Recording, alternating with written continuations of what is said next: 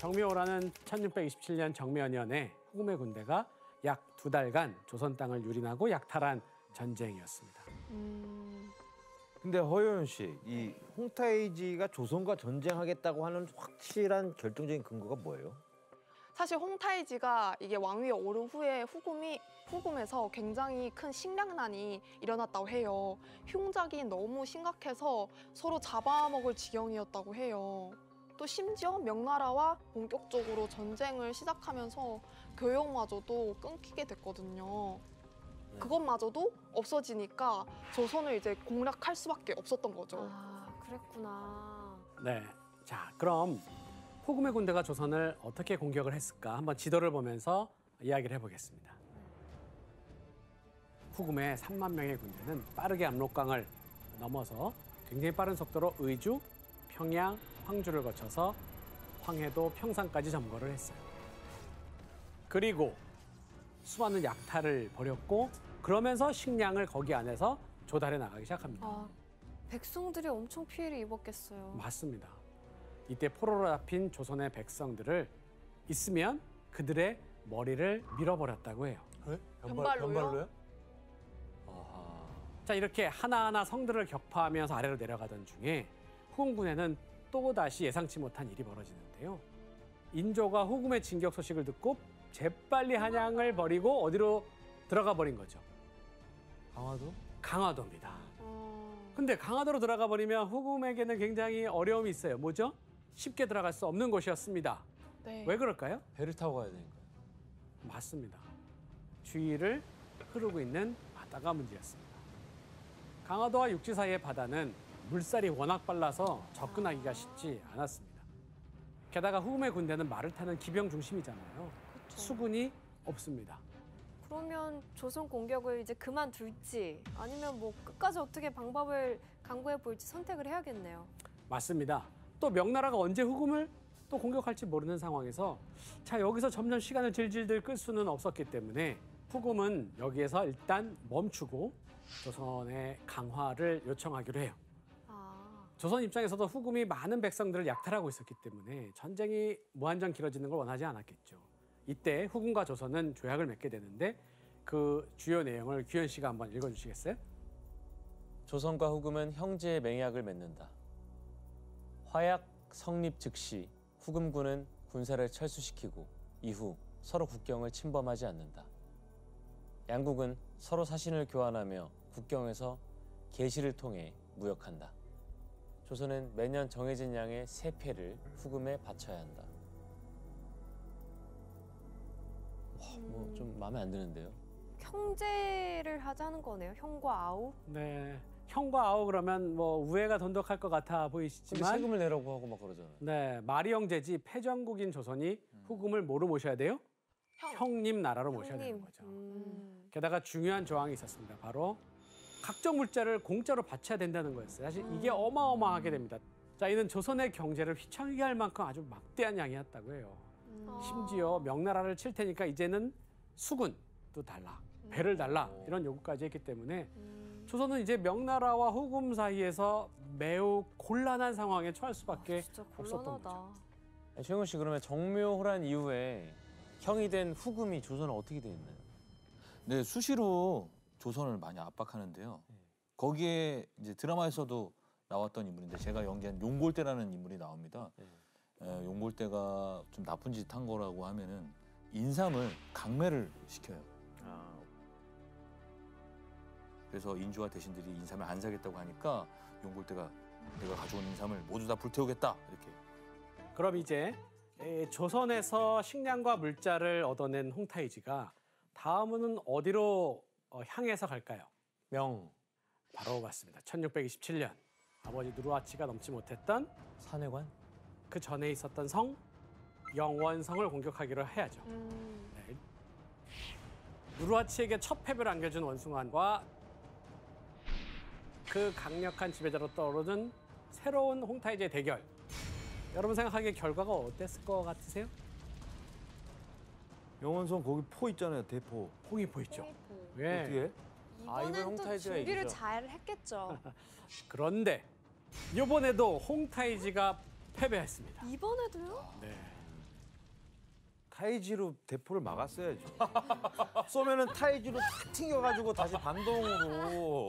역시 역시 아, 달라. 날렸어야 되는데. 아, 지원 씨는 제가 생각한 그 이상을 항상 얘기를 해줍니다. 너무 창의적이야. 왜요? 그럼 공격을 원숭이로 하라 그러죠. 그러면. 에이, 원숭이가. 그거나 이거 뭐예요 이게? 에이, 원숭이가 사람한테 어떻게 이겨요? 네, 이번에도 원숭아니 앞세웠던 최강의 무기 홍위포를 꺾어서 영원성을 넘기는 어려웠던 와, 거예요. 홍위포가 대단했구나. 하지만 홍타이즈는 여기서 포기하지 않고 새로운 작전을 구사합니다. 자, 지도를 보면서 한번 설명해 볼까요? 여기 보면 자, 이전까지 후금은 만리장성의 동쪽 끝, 즉 관문인 산해관과 영원성을 공격할 방법만 생각했던 거예요. 네. 그런데 자, 홍타이즈는 자, 그동안 몽골족의 땅이라고 해서 함부로 건너갈 수 없었던 만리장성 너머를 뚫고 갈 방법을 한번 생각해 본 겁니다. 몽골족을 거쳐서 이쪽으로 해서 넘어가고 싶어요. 그렇다면 어떤 방법을 써야 될까요? 몽골한테 좀 협조해달라고 하는 거니까요. 그렇죠. 어떻게 협조를 하면 될까요? 한 번만 지나갈게. 한 번만 지나게. 아, 이제 한 번만 지나갈 위장. 위장 방법을 쓴다. 몽골족으로. 아니다. 조금 더 안정적인 방법을 취합니다. 결혼.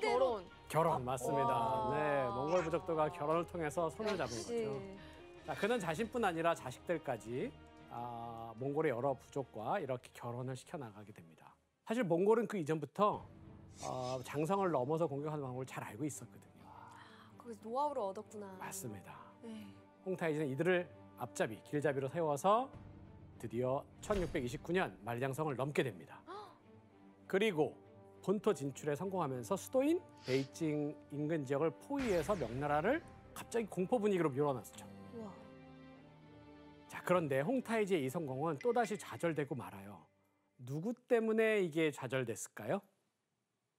원숭환? 맞아요. 와. 예, 두 번이나 후금. 이게. 아니, 또 원숭한 때문에. 진짜 대단한 사람이네. 진짜 대단한 장군이었나 보다. 그러니까요. 대단하다. 자, 후금을 가로막았던 명예장군 원숭아니 이때도 자, 국경을 넘었다는 소식을 들으니까 재빨리 산에 있던 군대를 이끌고 베이징으로 와서 후금군을 막아줬던 거예요. 홍타이지는 이때 원숭안을 없애지 못하면 중원 정벌을 할 수 없을 거다라고 하는 생각이 직감적으로 왔을 것이고 그렇게 고민을 하던 중에 자, 베이징 근처에서 명나라 황제의 환관들을 포로로 사로잡게 됩니다. 자, 여기서 문제 내겠습니다. 아, 아, 좋습니다. 알겠습니다 저는. 벌써요? 벌써요? 예, 문제도 안 나왔는데 와. 이거죠. 홍타이지는 원숭안을 없애기 위해 환관들을 이용해서 계략을 짜는데요. 자, 어떤 계략이었을까요? 정답. 네, 규현 씨 환관이랑 원숭이를 교환하자. 교환하자. 예. 오답입니다, 규현 씨. 정답. 예, 혜성 씨. 이 원숭아니 명나라에서 엄청 전적을 계속 올리고 있잖아요. 모함을 하는 거예요. 원숭아니 왕의 자리를 넘보고 있다. 환관들이 왕 옆에서 이렇게 이간질을 시키는 거죠. 혜성 씨 비슷한데 약간 오답입니다. 자, 일단 모함과 관련돼 있습니다. 다른 게 있나 근데? 타이지, 원숭아. 정답. 예, 지원 씨. 원숭환이 환관이 되려고 한다. 원숭아니 환관이 내려간다. 파격적인 오답입니다. 정답. 네, 혜성 씨. 원숭아니 후금과 짜고 응. 후금 편에 맞붙었다. 혜성 라고 씨 모함을 했어요. 정답입니다. 네. 근데 그걸 넘어가는 게 말이 되나? 계속 막아주는데. 그러니까 환관이죠. 자, 한번 그걸 들어보세요. 넘어간다고? 당시 명예 황제는 명나라의 뒤를 이은 19살의 어린 숭정제였어요. 이때 환관의 말을 들은 숭정제가 어떤 반응을 처음에 딱 가졌겠어요? 원숭아를 데리고 와라. 엄청 크게 노해서 원숭안을 데려와서 당장 사형시키라라고 명령을 내립니다. 아니 무슨 증거도 없이 조사도 좀 하고 그래야 되는 거 아니에요? 그 당시 명나라 조정 내부에서는 사대부와 환관 사이의 권력 다툼이 극에 달하고 있었고요. 이런 분위기 속에서 의심이 많았던 그 어린 황제가 홍타이지의 계략에 순간 넘어가 버린 거죠. 아유. 이렇게 수차례나 후금으로부터 명을 지켜낸 명장 원숭하는 자신이 목숨 바쳐 지키고자 했던 바로 명나라 황제의 명령으로 죽음을 맞이하고 말았던 거죠. 불쌍해라. 그 당시에 원숭아는 이렇게 누명이 씌운 것도 억울한데 이제 베이징 한복판에서 아주 끔찍한 형벌을 당했다고 해요. 뭐죠? 그게 뭐냐면 바로 책형과 능지형이었어요. 책형? 네, 책형과 능지형이 뭐냐면 이렇게 매달아 놓은 다음에 이제 살점을 포를 뜨듯이 한 포 한 포 이렇게 아 진짜 다 지켜. 발라내면서 서서히 이제 죽이는 거죠. 그리고 이제 마지막에는 이 두개골을 이렇게 부수는 이제 마무리를 하면서 이제 처참하고 끔찍하게 죽이는 그런 형벌이었어요. 조사를 이끌고 후금에 투항하는 일들까지 생기게 됩니다. 와. 게다가 홍타이지는 홍위포를 만드는 장인들을 찾아서 네. 홍위포를 자체적으로 제작하는 데에도 성공하게 됩니다. 와. 자, 원숭아는 제거했죠. 홍위포 개발하는 데 성공하면서 이제 드디어 기세등등해진 홍타이지는 북쪽에서 명나라를 둘러싸고 있던 몽골의 여러 부족들이 있겠죠.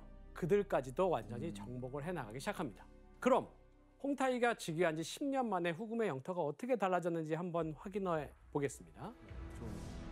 와 진짜 커졌다. 어떠세요? 네, 엄청 커졌죠.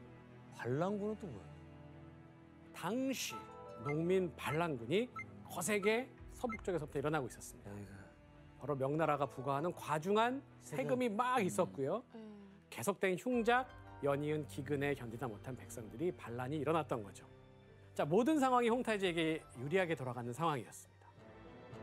명호 씨, 근데 네. 나라 이름을 왜 청이라고 붙인 거예요? 뭐 여러 가지 재밌는 얘기들이 있는데요. 그 중에 하나가 저 명나라라는 뜻이 밝을 명자를 쓰고 있는데 저게 태양을 뜻한대요. 근데 태양은 뜨겁잖아요. 불이 나면 뭘로 끄죠? 물로. 물로. 예. 그래서 물을 뜻하는 풀을 청. 예. 그래서 빛을 물로 끄겠다. 오. 청나라라는 이름을 불을 썼다고 제압하겠다. 합니다. 네, 불을 제압하겠다. 진짜 의미 있다. 교수님 그러면은 이제 어쨌든 청나라 이게 황제국을 또 선포를 했으니까 그럼 홍타이지가 황제가 바로 되는 건가요? 그러겠지 뭐. 네, 일단 올라가는 겁니다. 근데 올라가기 위해서는 일단 널리 알려야 되니까 네. 사람들을 불러 모으고 황제의 즉위식을 거행해야 되는 거 아니에요? 네. 자, 이 즉위식은 홍타이지가 만주족의 한이자 몽골족을 통일한 칸을 넘어서 한족을 지배하는 중국 대륙의 황제로 올라서는 이 삼중의 지위를 한꺼번에 얻는 아주 중요한 자리였습니다. 그래서 만주족 신하들은 물론이군요. 자신이 정복했던 몽골족의 주요 인사들까지 또 투항한 한족 장군들까지 모두 모았죠. 마침내 홍타이지가 즉위식에서 하늘에 대고 황제가 되겠다는 제문을 읽자 자, 그 자리에 참여했던 모든 사람들은 바닥에 엎드려서 뭘 했을까요?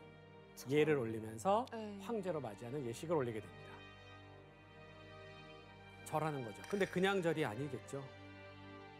삼계의 구들의 맞습니다. 네. 삼배 구고두레라고 부르는데요. 3번 무릎을 꿇고 9번 머리를 조아리는 거였어요. 왜 그렇게까지 알아? 당시 여진족에서 신하가 되겠다, 복속하겠다라고 한 뜻을 담은 외적인 의례, 퍼포먼스였습니다. 이때 그간 경쟁해왔던 홍타이지의 형들도 앞으로는 홍타이지한테 충성을 다하겠다고 하늘에 맹세하게 되죠. 하지만 즉위식에서 황제의 입지를 다지는 데에 좀 한계가 있었어요. 자, 누구도 얕잡아 볼 수 없을 만한 황제에 걸맞는 업적이 필요했던 거죠. 그래서 홍타이지가 계획한 것이 있었는데 바로 조선을 정복하는 것이었습니다. 자, 그는 왜 이런 생각을 여기서 했을까요? 저 즉위식에 조선에 그게 누가 안 왔네요. 아니요. 오긴 옵니다. 2사람이 왔어요. 너무 적게 왔나? 20명 왔어야 되는데 2명이 왔나? 자, 정묘호란 때는 조선과 무슨 관계를 지금 맺었죠? 형제. 형제 관계를 맺었잖아요. 형제는 조선을 완전히 굴복시킨 신하로 삼은 건 아니잖아요. 그렇죠. 그러니까 조선을 정복한다면 자신의 황제로서 위험을 오히려 이제 만방에 떨칠 수 있는 기회로 만들 수는 있었겠죠. 또 조선을 신하로 삼으면 조선이 이제 더 이상 명과 협력해서 우리를 공격할 가능성도 없앨 수 있었던 거예요. 또 명과 전쟁할 때 각종 전쟁 물자도 받을 수 있었겠죠. 그래서 조선을 쳐야 되겠다라고 하는 명분, 전쟁을 위한 꼬투리를 잡고 있었는데, 그런데 이런 야망에 불을 지펴준 사건이 발생하는 거죠. 바로 홍타이지 황제 즉위식에서 모두가 허리를 숙이고 머리를 굽히고 바닥에다가 머리를 조아리고 있는데 조선의 사신들만이 몸을 숙이지 않고 뻣뻣하게 서서 삼배 구고들의 예를 하지 않았던 거였습니다. 아니 근데 저렇게 많은 사람들이 이게 군중 심리가 있어서 다 하면은 막 뭐야 어떻게 이게 모르게 할 수도 먼저 있는데 할것 같은데. 그 꿋꿋이 그렇게 와 안 하고 있었던 이유는 뭐예요?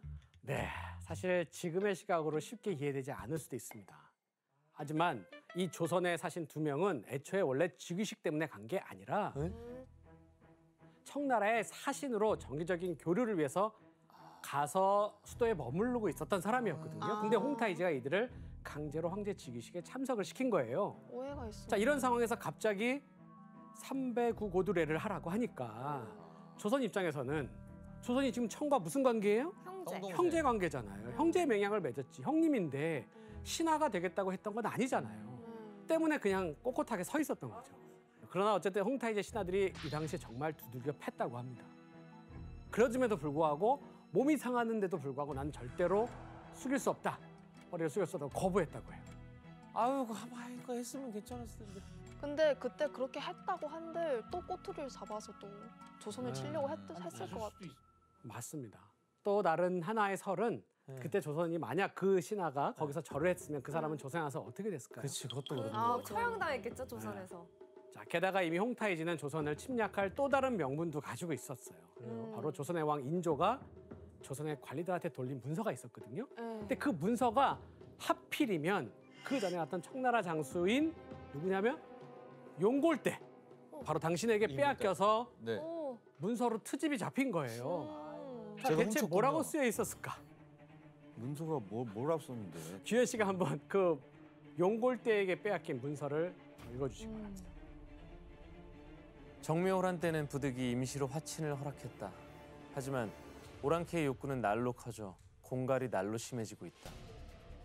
이에 힘의 강약과 형세를 헤아리지 않고 정의로 결단을 내렸다. 그들과의 관계를 끊으려 하니 용감한 사람은 종군을 자원하여 난국을 헤쳐나가자. 들어보니까 홍타이지가 뭘 트집 잡았는지 에휴, 우리 영호 씨는 좀 느낌이 오시죠? 아니, 보니까 바로 만조가 튀어나오네요. 뭐라고 튀어나와? 와부! 이거 와부! 이거 죽여! 이럴 때 과부? 와부. 와부?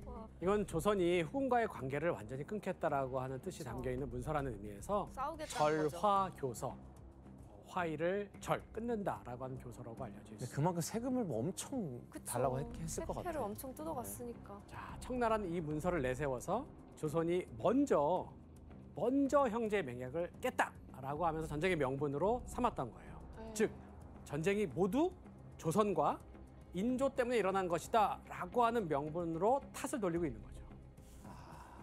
자, 실제로 드라마 연인에서는 대체 병자호란이 누구 탓인가 마침 이야기하는 장면이 있거든요. 한번 같이 들어볼까요?